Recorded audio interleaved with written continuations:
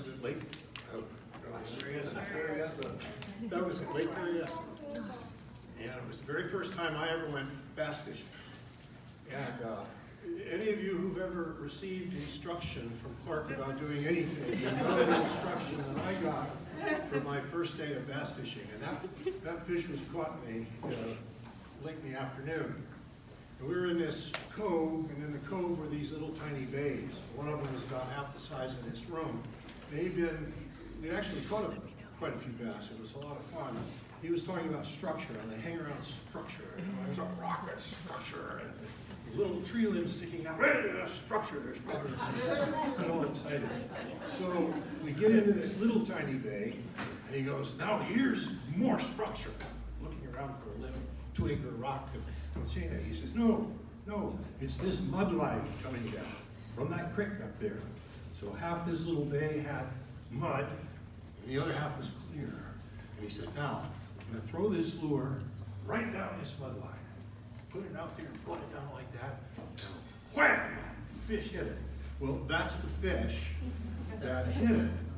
And that's my first bass fishing. I didn't know that a bass, 8 pounds 6 ounces, is really a trophy bass. Those are very hard to come by. And he was so excited. I had a net. He said, I'll get the net. He said, no, this has to be caught purely. I have to lip it. I said, you have to. He said, I have to lip it. This fish. When I learned to lip it was you get the bass tired, you bring him up, he opens his mouth, and you stick your thumb in his mouth on his lip, bring him up, and you capture the fish. It had to be pure, so that was that fish. So Clark and I met 55 years ago in a U.S. Army fort near the Czechoslovakian border, which in those days was a hostile border. Our unit patrolled the West German-Czech border. And so that's where we met, and we became friends right away. And it wasn't very long before we became really, really fast friends, and we've remained so for all these years. So the first part of what I want to say, I want to have a one-sided talk with him. So you get to listen to that. So Clark, I mean, look what you've done now. Left us like this so quickly, and that's just not like you. I don't know why you did it like that. Well, you did. And you know, Clark, we had this conversation about which one of us was going to stand one day on a stage like this. Talk about the other guy. Well, Larry, you won the race, and I'm down here. I hope you can see all of us today, friends. But your passing, Bud, is really hard to reconcile. I mean, just 60 days you were with us down in California, you and Vicki. We had our annual Christmas dinner with 4 other couples that we've been doing for years and years. We were talking about our upcoming fishing trip to Shasta in April. And even we started talking about doing something with our music, putting that together. And you said, well, we could put together like a half an hour, 45-minute show. And up here in Medford, there's a lot of old folks' homes. So we could go to the old folks' homes and play. Old folks' homes, Clark. The people that we would be playing for, most of them are going to be younger than you and I. And I don't think we should call them old folks' homes. You know what I got? I got what most of you have gotten more than once in your life with Clark. When he got caught in something, he had this sheepish summer's grin. And I got the grin because I caught it that time. I think most of you know what that grin is. So Clark, you are the first friend that I have lost. And I had no idea of the impact that you had on my life. I know we did all this stuff, and I know we had serious conversations, and I know we cried together, we did all this stuff. But I had no idea until you're gone of the impact you had on my life. touched my very soul. And as Carol and I have shared Clark for these last 3 weeks or so, same thing for her. He just touched our souls. And even our 6 kids have all had their cries about Clark and over Clark, because he touched them too. And they've known Clark for all their lives. That's an incredible thing to leave behind. Clark, today we're here because of memories of you and to share those. You're pretty unforgettable, so I think we probably all keep those forever, but we're really here to honor your dear Vicki. She's the one that helped you live your life so well. Amen. Amen.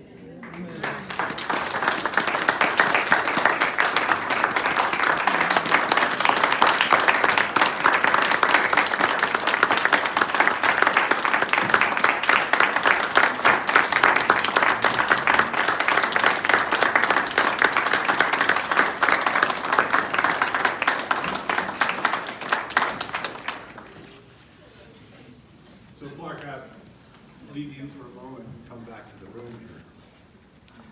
It's altogether fitting that a gathering like this should be somber. It's a sad time. But it's also a celebration. It's a celebration of his life. And so it can't have a celebration unless there's some smiles and a few laughs. And he and I had quite a few along the way. And so as I was thinking about what I wanted to tell you about those, there were way too many, so I just scaled it down a good bit. But this is the very first time that I'm going to get to tell a couple of these stories about Clark and I. And you are going to hear the truth and the honest version. He can't contradict me. He won the race, and that's the consequence. So we were in Germany, and outside in the forts, our squadron lived in, is called a Kaserne in Germany. So outside the Kaserne, some miles away, he had come upon a pond in the forest of maybe about 5 acres in size, and it was full of lily pads. And Clark discovered that there were pike in that pond.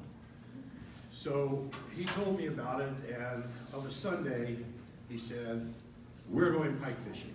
And I said, but he told me about this little pond. I said, "Well, I don't have poles or hoists, I've got everything." Well, you would imagine that he would have had everything. So on that Sunday, we're in his car, we drive to this little lake, and he's got the tackle box and the rods and what we need to catch pike. Then he's got this huge big box, and we pull it out of his Volvo, and it's a blow-up kayak that he bought at the post exchange. He forgot to bring the pump to blow it up, so the two of us had to blow this 3-part kayak up, and damn near got hyperventilation along the way. And we got it. And this is important to remember, this kayak was in 3 parts. There was the front part, the middle part, and the back part. And each one was its separate air compartment. So I can see where this is going to go. we got all the stuff loaded in. He says, "You're sitting in the front, I'm going to sit in the back, and I'm going to paddle." Well, one of the reasons he sat in the back, this is a really small little kayak. One of the reasons he sat in the back is he could stretch his feet out into the middle section. I had to sit in the front, which was a rather upright fetal position to be sitting for me. So he pushes out, I've got the rod, and out ahead, he sees this little opening in the lily pads. He said, "There, right there." He said, "That's where you got to cast that lure." I said, "Okay." So I went, threw it out there, it wasn't very far out. And I hit it, I got it right in the middle of the pond. And that lure no sooner hit that little patch hand, whoa, this fish came out jumped out of the water, jumped on top of the lure, and the fight was on. And he's rowing like crazy to get the kayak up to the opening, because there's no way we would be able to bring this fish back through the weeds. We'd get all tangled up and we'd lose it. Well, he was successful in that. I fought the fish, had him next to the boat, and he was about yay long like that, which is a pretty good sized pike. That makes him about that round. And he said, okay, now get him here to the back, and I'll hoist him in. And so I got pulled back, and I can't look back. Remember, if you sit in the fetal position, try that sometime. You don't move around a lot. So I got it back here. He says, okay, I got it. And then I hear this fish thrashing around back there. Now here's what you need to know about a pike. They have a long mouth, about like, well, that one, about like so. Like that. And in that mouth are razor sharp teeth. They're like little needles, all up on the top and all on the bottom. And if you stick a finger in there and the pike bit down, he's going to hold you, and he's not going to cut your finger off, but you're going to be sealed up inside that pike's mouth until you can somehow get those jaws open. So they're dangerous in that respect. Well, I hear this pike flopping around. I know about the teeth, but I'm not worried about that. I'm really excited. First one I ever caught. He's excited because the pike is back there, and the kayak is rocking. And then all of a sudden he goes, oh no! No. What happened? He said he bit the boat. I'm sinking. And within 60 seconds, Clark's third of the boat sunk. Him in the lake. And he had the inglorious job of pushing me back, and my third was still in the water. That was a pike fishing trip. Much later, he's still in the Army, he's stationed in the Bay Area, and it's before Carol and I are married. And my folks had a cabin in the mountains near a ski resort called Dodge Ridge, and I mean, modesty forbids, I was a really good skier, but Clark was no skier. And he wanted to learn to ski, so it was a perfect place. So on Friday we went up, stayed at the cabin up early morning. On Saturday, I dressed, and I've got my ski pants and my after ski boots. I've got a nice turtleneck shirt on, and I've got my parka at my side. My gloves are clipped onto a little clip on the side. I'm ready to go ski. Clark comes out of his room, and he has his old wool Army OD winter pants on. They are held up by a pair of olive drab suspenders from him. He has a fatigue shirt on, open at the collar, and he has his fatigue jacket on that has his name, his rank, and what unit is associated with. And he's wearing combat boots. And we're going skiing at his ski resort. So I said, is that all you brought? And he said, yeah. All right, okay, so now we go up to we get to the ski shop, we get him fitted with skis and poles. Oh, before we get there, we're in the parking lot, and my skis are on top of the car, it goes down, I got the poles and all that ready to go, and I said, okay, oh, he says, wait, I gotta get my backpack. I said, what do you need a backpack for? And he said, well, if we're gonna ski, we're gonna go off in the woods, and if anything were to happen, I've got a sterno, I've got an overnight tent, I've got some the ski resort. We just could ski right up. We don't need that. So we get his skis rented, and we walk to the end, or to where the start of the bunny hill is. Now, I never said to Clark this was a bunny hill. But for those of you who don't ski, this is a ski hill for an expert. This is a ski hill for an intermediate skier. And beginning to intermediate, maybe like that. And the bunny hill is like that. Just a little slope, so you will go downhill, but very slowly. So that was where we were going to go. And the only challenge would be there was a little upgrade that you had to navigate to get onto the chairlift that was going to take us up the hill. So we're down at the base of that little slope to get up to the chair. And now I get to instruct him how you put on skis and how you fasten them to the bindings and so forth. And in those days, the bindings were a little complicated, not like they are now. But we get through that okay. So now he's on his skis, first time, and he reaches forward to get his pole. And at that reach, his right leg went backwards, and his left leg went forward. He was doing this split, and he was either going to lose his crotch or he was going over. And that would be the first of many falls, but the funny part was he decided he was going to get up. That's a good idea, but if you've never been skiing before, it's really hard to get up off flat ground on 2 pairs of skis. So we worked on that, and finally he mastered that. And he got to practice it a few times in the 30 feet getting to the lift because he fell down most of the way on the way to the lift. He decided he wasn't going to try to walk up the little lift to get to the chair. So he made his last strategic fall and then would put 2 feet up a little bit and then scoot himself up and 2 feet more and scoot himself up until he got to the top. Of course, he's holding back the whole line of 30 feet. I gave him instruction how to get on the chair. He followed it. He got on the chair. Now we're going, and we see that the end is near. And I said, okay, here's how you get off. He said, you just have to do this, and it's really easy. You got to put your tips up.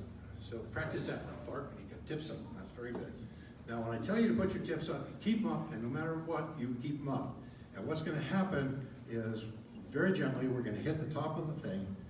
The skis are going to flatten out, and then I'm going to say stand up, and you can use a little pole here on the chair. Stand up and just stay there. Don't do anything. Don't try to ski. The chair is very gently going to push you, and we're going to go down a little slope right there. Okay. So, teeth up. Okay. He's up. We're being gently pushed.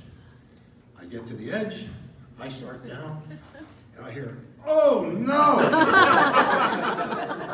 Clark somehow is back in the chair, heading for the roundabout. Well, there's an emergency switch that stops, and now 200 people were on this long trail waiting while they take Clark's skis off, put a hoist up, lower him down, and take him away. So then, now we're at the top of the hill, and there's just a similar little downgrade until you get to the nice flat bunny part. There were 3 or 4 falls on the way to get to the bunny part. On the very last fall, this guy with a camera comes over to me, and he says, I've been taking pictures of this. And he said, this is really comical. But he said, watching your friend try to ski is like seeing a dog walk on its hind legs. It's not done well, but it's remarkable that it's done at all.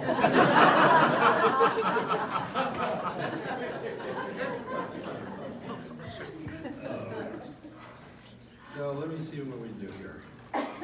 So as you saw here, Clark was raised in the Ozarks. And along with that raising comes Wednesday and Sunday night's church. We've got a lot of that old-time religion into them. But like many of us, when we leave home and go on our ways, we leave a good bit of that behind. The bedrock kind of stays all the time, but all the rest of the trappings seem like they go away. So we move forward. It's in the middle of the mid-70s. And Carol and I are living in Novato. I had built a couple of dog kennels, and on this particular weekend, I was digging the cesspool and the bleach lines to service the kennels. I think CH came up that Sunday afternoon with Clark, and here we are digging cesspool. And somehow the subject came up, and I had accepted the Lord 3 or 4 weeks before that, and I started sharing that with Clark. And next thing I know is tears come down. Wow. And then he shared that was his life too, growing up, and that he had left it. To shorten that story, the next Sunday we invited him to the church, and he went forward, and if I'm not mistaken, CH did also. That might have been at a later Sunday, but he went forward that day, tears flowing down his face, to accept the Lord. And that's a commitment, as you heard the pastor say, as you gathered from this movie, that's a commitment that stuck with him for the rest of his life, until about 3 weeks ago, when the angels came to whisk him off to glory. He was a very talented man. He was a very tender man. He was a very compassionate man. He's a man who could cry. You need to think about that, that's why. Especially for men, that means a lot. He agreed to officiate at daughter Leah's wedding many years ago. And it was an outside venue at a friend's place. And so Clark and I had to figure out the altar. Clark was going to marry him, and I wanted to sing a song for Leah. She didn't know about that. That was going to be a surprise. So we figured out how we would do that. And then now, so Clark and I, we have to learn the song. The song I wanted to sing was Turn Around. It goes, where are you going, my baby, my own. Go out the door, you're 2, out you're 4. Now you're a young girl going out the door. Turn around, turn around. The last part was turn around, and there's an echo. Turn around, that's Sparks' part. Turn around, that's Sparks' part.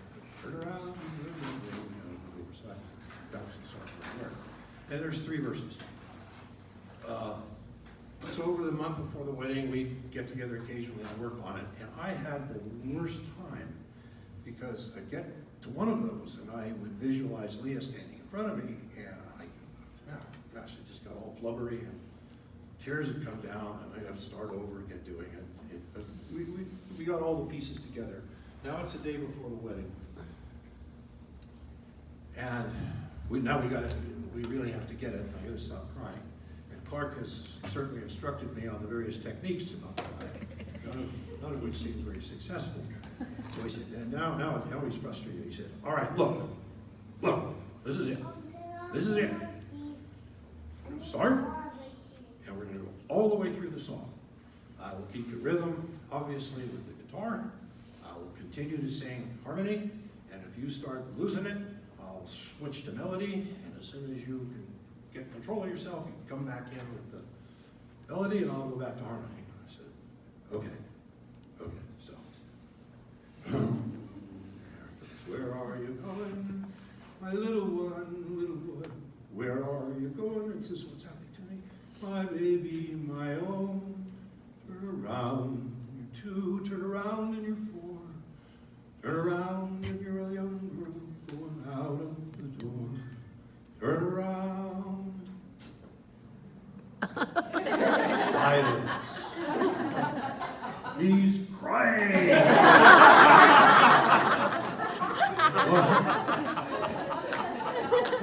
Clark was a tender.